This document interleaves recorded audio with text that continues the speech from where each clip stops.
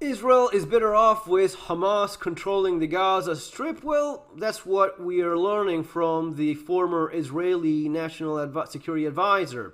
Shalom Brom, a former deputy to Israel's National Security Advisor, told the New York Times that an empowered Hamas helped Netanyahu avoid negotiating over a Palestine state, saying the division of the Palestinians helps him make the case that he had no partner for peace in the Palestinians. Thus avoiding pressure for peace talks that could lead to the establishment of an independent Palestinian state. The former State Department officials said that after the 2014 war, Israel felt it was better off with Hamas controlling Gaza as opposed to multiple Islamist groups or leaving it in a political vacuum. Right, let's just make our own enemies and pretend that's what's going on here. It was our impression that the Israelis were comfortable with keeping Hamas in power in a weakened form, the official said. Our understanding was that Hamas was the lesser of a whole bunch of bad options in Gaza. The official added nothing that at least that competing with the Palestinian Authority could keep Hamas out of the West Bank. So you create your own enemy. Basically, that's the idea. If you don't have an enemy and you want to make sure you keep people imprisoned in the largest open-air prison camp the world has ever seen, which is what the Gaza Strip effectively is. 2 million people, 20 years living behind barbed wires and machine guns. If you even get close to that, you get gunned down. Well, the way in which you justify that is, but they are Hamas. Oh, really? Hamas? That's interesting. Who created Hamas? Well, Ron Paul explained who created Hamas and why. And who is financing Hamas? Well, the New York Times and the former National Security Advisor. And he's not the only one. There's a bunch of people that have spoken out openly about this. Is no secret. This is no conspiracy theory. It's been financed either directly or allowed to be financed by Israel themselves. Netanyahu feels that it's better to have, an enemy with which you cannot have any chance of peace or negotiating for a civilized settling and, learning to get along with someone than to just, have this happen. It shouldn't be a surprise. Surprises no one. But believe it or not, there's people that don't know this. There's people that actually think there's a war ongoing in Gaza. There's like the Palestinian military or the Hamas terrorists. They have this army and it's fighting the Israeli army, and that's the war. It's ongoing. No. That's not the case. You have you have the worst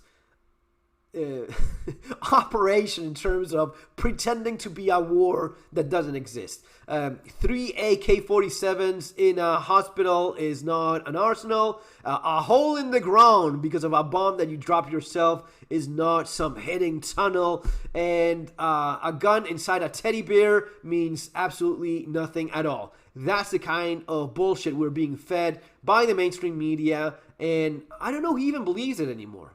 I certainly don't. I hope you don't either. But this is what you need to understand from the people that are in power. They trick you. They lie to you. And it's easy. Half of the people in the United States don't even know what they're reading. This is not me. This is I think it's like 56% of people in the United States have no understanding of what they read. How easy it is to control people like that. And it's not different in the rest of the world. In most of the developed worlds, maybe you have a little bit better education compared to the United States in some places, but it's usually the bar is pretty fucking low. People are pretty damn stupid. People are busy with their lives. They don't have time to do all of this crap. I mean, if you ask the average person on the street, do you think that they have any idea, even though this is right now in the cover of CNN, it will not last long there because this will fly very quickly. It will be it will be buried under a pile of more propaganda. But you think that the average person on the street knows that Israel has been financing Hamas all along? Of course not. They don't have any damn idea. They have no clue whatsoever. I mean, it's there. You can read it. You can look it up. You can connect the dots, and you can make a lot of sense. But to have former, these are former officials from the Israeli government saying this openly, and people just don't know it because the elite is very good at what they do. You will have a little bit of this, but it's gonna be 1%, 5% of 90% propaganda buried under a pile of propaganda. People will remember the things that were not even real. All of the decapitations and all of the bullshit that was, all of the lies that they cleverly, no, we never officially accepted that. No, that was just something in the interwebs. We never said that this actually happened, and it's true, they didn't. But people think it happened. People believe the first thing they saw, especially when it's 90%, that's what you face. Has Netanyahu faced a backlash? Yeah, okay, yeah, sure, not likely. What backlash has Qatar faced?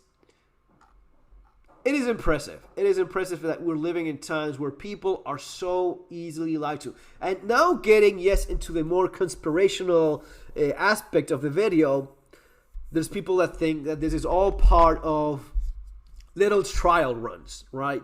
So you do the COVID one, you see how much freedom people will give away for safety, or how much freedom will you give away to keep your family safe? How much freedom will you then give away so as to be able to go into a restaurant, into a bar? How much freedom are you willing to give away to be able to travel, to work? It's what some think was tested during this last pandemic.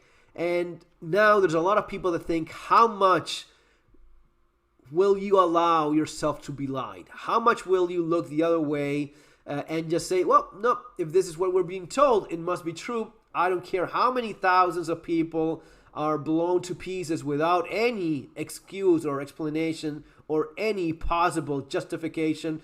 We don't care.